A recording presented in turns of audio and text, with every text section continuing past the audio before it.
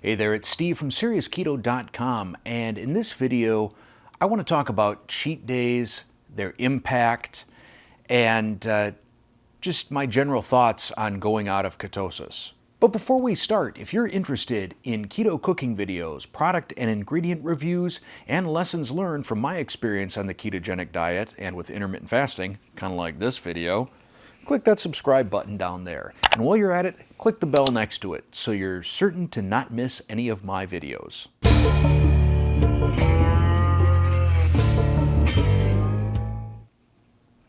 I don't like the term cheat day. I don't think it's an accurate descriptor of going off of keto. I figure you go off of keto one of two ways. Either you do it just because you lost the willpower and did it, and hopefully that's never the case. Hopefully when you go off of keto, it's because you made a plan to go off of keto, you're aware of the consequences of going off of keto, and you still move forward with that decision, and then don't beat yourself up too badly for it. There are some people out there who are just super duper militant and, the keto police, and they'll tell you never, ever, ever, ever go off of keto. But let's be honest, there are going to be some times when to stay on keto, you're going to kind of look like a jerk. If it's some family get together, some party or something where there's just, it's going to be a situation where it makes more sense for you to go off of keto than deal with, any of the backlash or questions or attitude that you get as a result of staying with keto. So for me, recently, we sort of had a double whammy. We had the 4th of July, and then 2 days later, the whole family went to Chicago to Topolobampo, Rick Bayless's Michelin-starred restaurant, which is something we've been talking about doing for years. And I knew that going to Topolobampo, there was just no way that I was going to stay keto. So I figured I might as well treat myself a little bit on 4th of July and, had a hot dog on a bun, had a couple of beers and some potato chips and things like that. But rather than just sit here and tell you about the experience, I'll let you watch it. Here are a handful of videos I took with my iPhone chronicling the experience of going out of keto and then getting back.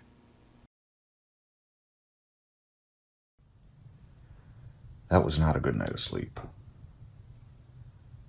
I feel like I was up pretty much from a little after 2 until 5.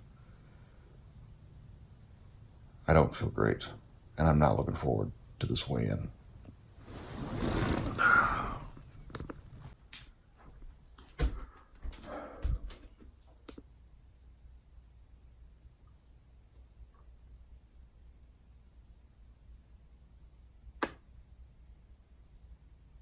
So I went up about 5 pounds, but at least I'm under 180. Had I been over 180, that would have been just devastating. Usually I'm up between 5 and 6 on a Sunday morning. This Sunday morning, didn't wake up, didn't roll out of bed till about 9.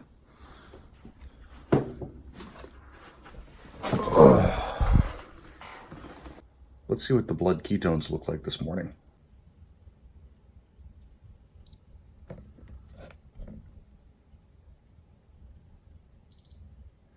Blood glucose 116. I don't know that I've ever seen it that high.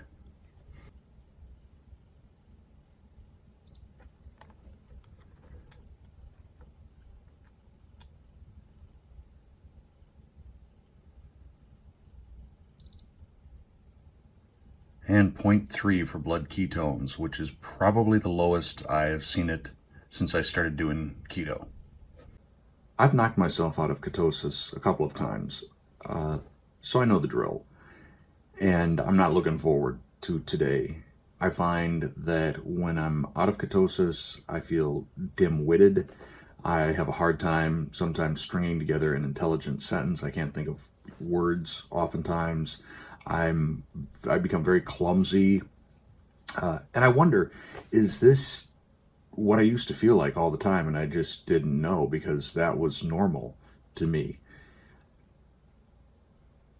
Now, I am happy that I'm still under 180 pounds, but I am the heaviest I've been now in a couple of months. On the 4th of July, I had sort of a mild ketosis break, and then last night at Topolobampo, I really went all out, and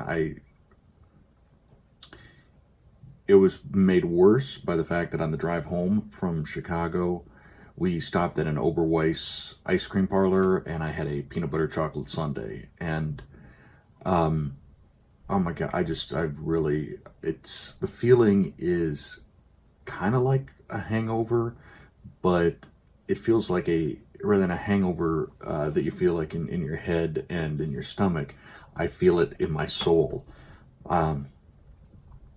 So I'm still going to do my best to be productive today. It looks like it's going to be a beautiful day outside. There's a lot of chores and things I need to do inside. But I feel remarkably low energy right now. I will continue to video and provide updates over the coming days and let you know exactly how long it takes for me to get back into ketosis as well as get my weight back to where it was pre 4th of July.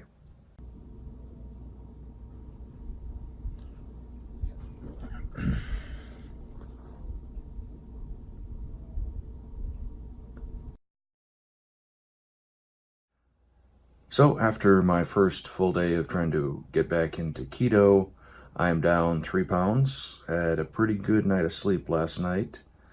Let's see where we're at in terms of blood glucose and ketone readings. 101 for blood glucose.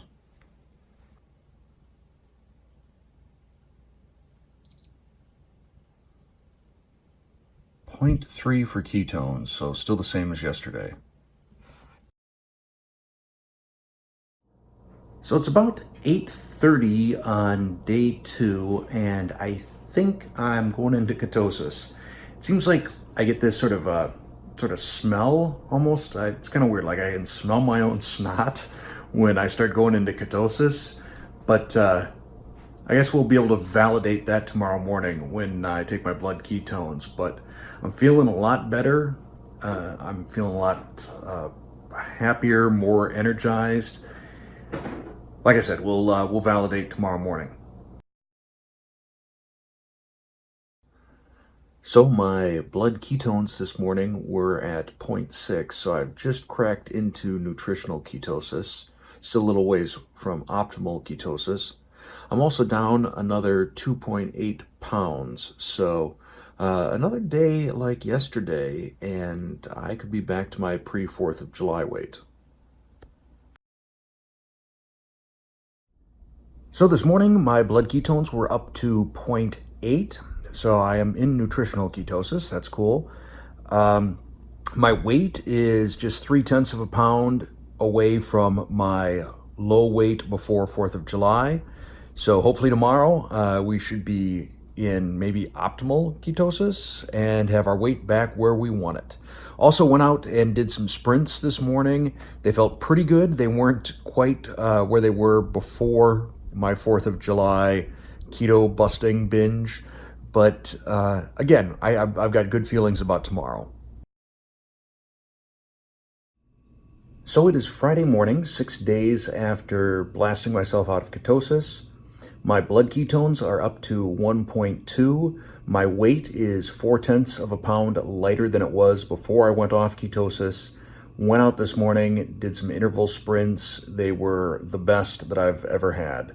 So I suspect that probably tomorrow I will be back in optimal ketosis. And woke up at 5 this morning, just ready to go, feeling great. That's one of the things I love too when I'm in ketosis. I seem to wake up fairly early in the morning, just ready to get on with the day. And that was the case today. So feeling good, glad to be back. So was it worth it? I'm going to say yes for this particular instance. And you need to kind of decide your own particular instances. But my suggestion is that if you are going to break keto, that first it be rare, second it be planned, third that you're aware that you're going to feel kind of cruddy, the next couple of days. and your overall performance, your mental performance, your athletic performance are going to take a hit. This may be a motivator for you. I really pushed myself the last few days because I wanted to get back into ketosis. I wanted to start feeling that great way that I feel when I'm in keto.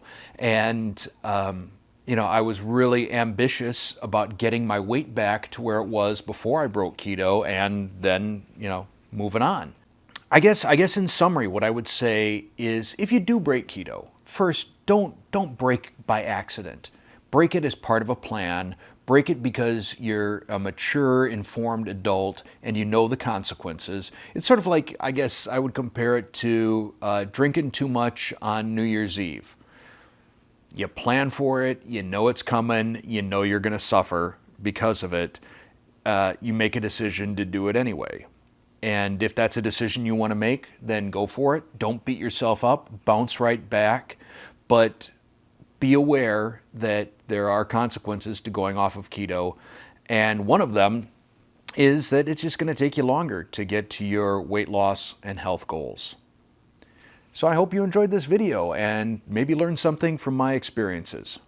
Thanks for watching.